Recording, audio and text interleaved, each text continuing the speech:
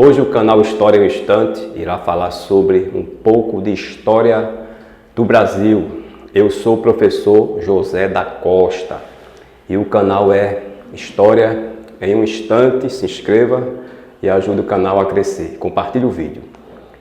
História do Brasil, um pouco de história do Brasil. Hoje iremos falar sobre o período regencial. Muito provavelmente eu irei fazer mais de um vídeo sobre o período regencial, porque é um período muito agitado que houve na história do Brasil.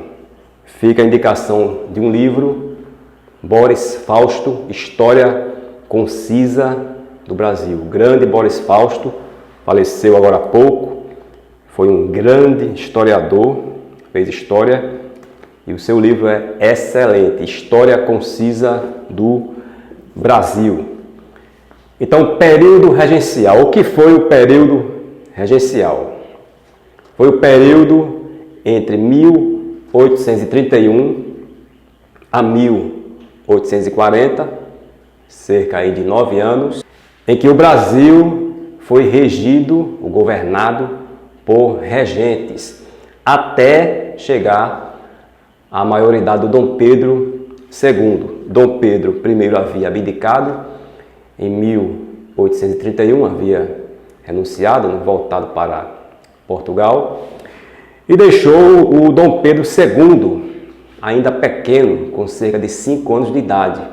Obviamente, uma criança de 5 anos de idade não vai governar um país. E era o imperador, era o herdeiro, mas não podia governar. Então criou-se uma dificuldade política, um impasse. Como e quem iria governar? A Constituição de 1824, a primeira da história do país, do Brasil, o Brasil já teve, se não me engano, 7 constituições, a atual de 88, vocês sabem. E a primeira de 1824 determinava que, se caso acontecesse a ausência do imperador, quem deveria assumir seria regentes escolhidos por uma Assembleia Geral. Esta Assembleia Geral seriam os deputados e senadores. Então escolheriam regentes que iriam governar até a maioridade do imperador. Vou deixar também, durante o vídeo, algumas palavras-chave para fixar melhor o conhecimento aí, o conteúdo na sua mente. Colocado durante o vídeo, vou colocar aí algumas palavras-chave. Então, criou-se esse impasse, foi resolvido o impasse, instaurou-se primeiramente uma regência trina e em 1834 uma regência una. O período regencial foi um período muito agitado, de longas revoltas, cabanagem, sabinada e outras revoltas que nós pretendo fazer vídeos sobre essas revoltas mais adiante.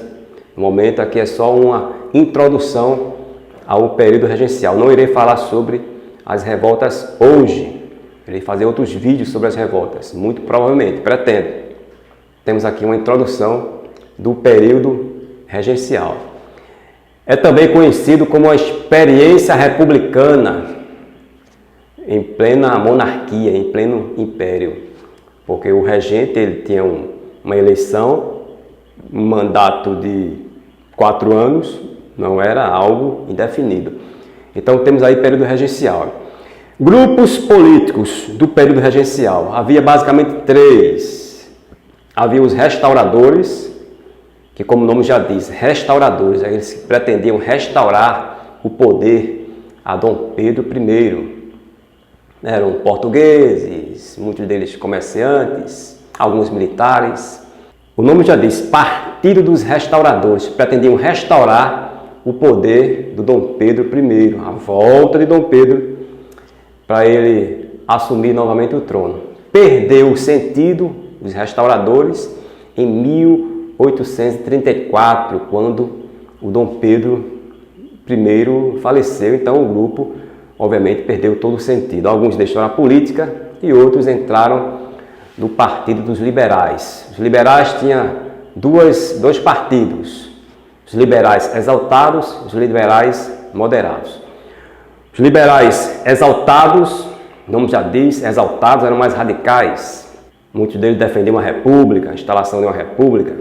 Eram muitos deles agricultores, da elite agrária, muitos da parte sul do Brasil, alguns do Nordeste. Havia também um ou outro militar. Então eram os liberais exaltados, que defendiam autonomia para a província, mais autonomia para as províncias. Os estados na época eram províncias. E havia os liberais moderados, entre eles o padre Feijó. E conforme o nome já disse, eram liberais moderados. Não defendiam república, defendiam monarquia, embora o poder do monarca fosse limitado por deputados e senadores, pela Assembleia Geral. Alguns eram militares, alguns também eram da elite agrária. Então, liberais moderados. Esta aí é a composição dos grupos políticos. Temos aí também, 1831, a criação da Guarda Nacional. O que era a Guarda Nacional? Era uma espécie de milícia civil armada, cujo objetivo era manter a ordem. Servia, portanto, a elite agrária.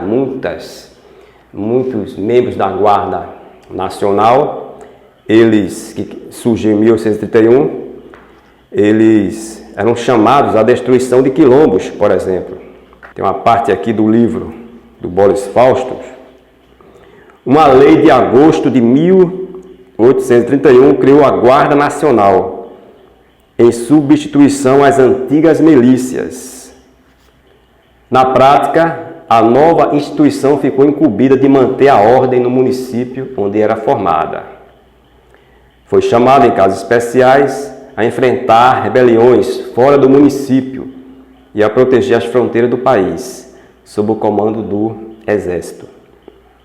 Compunham obrigatoriamente a Guarda Nacional, como regra geral, todos os cidadãos com direito ao voto nas eleições primárias que tivessem entre 21 e 60 anos.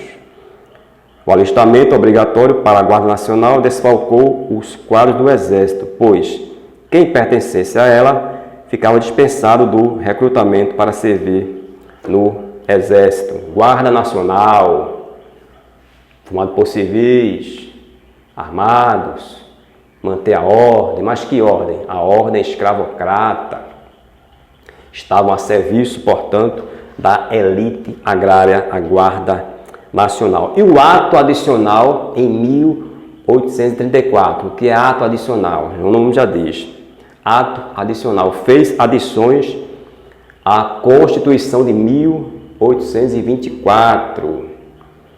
Entre elas, sai a regência trina, instala-se a regência una, com mandato de 4 anos, daí o nome de uma experiência republicana dentro do período regencial, dentro do Império. O poder moderador não é mais exercido, não pode ser mais exercido por regentes. E assembleias provinciais foram criadas. Essas assembleias provinciais, de certo modo, fortaleciam as províncias, porque elas passaram a ter autonomia de criar leis próprias que regesse lá a sua localidade, a sua região. Era uma espécie de arranjo de interesses entre liberais exaltados e liberais moderados. Eis aí uma introdução ao período regencial do Brasil. Muito provavelmente eu irei falar depois sobre algumas revoltas do período regencial, cabanagem e tantas outras que houve no período regencial, farroupilha. Peço a você a sua ajuda. Compartilhe o canal, compartilhe o vídeo, porque você vai compartilhar conhecimento, ajudar a outros, ajudar o canal e ajudar você. Uma inscrição e um like ajuda muito, e um comentário também ajuda bastante o canal a crescer. Professor José da Costa, este é um projeto, canal História em Stand, um projeto do professor José da Costa para levar conhecimento e educação de forma aí usando as mídias sociais, né, que o YouTube e chegar até você o conhecimento e você passe para outro conhecimento recebido. Um abraço, até o próximo vídeo.